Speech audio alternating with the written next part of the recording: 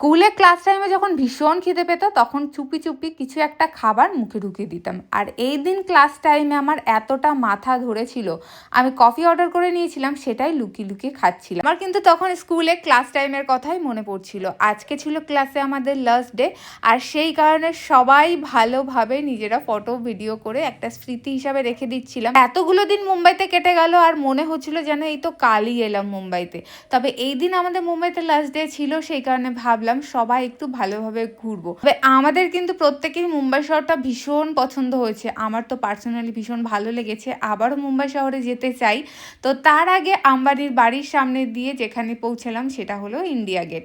India গেটের অপোজিটেই রয়েছে তাজ hotel, আর এই জিনিসগুলো সত্যি আমার জন্য অবিশ্বাস্য ছিল। কখনো ভাবিনি যে মুম্বাইতে একা একা আমি যেতে পারবো। মুম্বাই স্টেশন দেখে রীতিমতন আমি মাথায় হাত দেওয়ার জোগাড়। নিজের চোখে যদি না দেখতাম হয়তো কখনো বিশ্বাসই করতাম না। নেক্সট টাইম আবারও মুম্বাই যাব, তবে এখন চলে যাচ্ছি আমরা আম্বানির মলে। কি কি শপিং করলাম সেটা দেখাবো নেক্সট ভিডিওতে।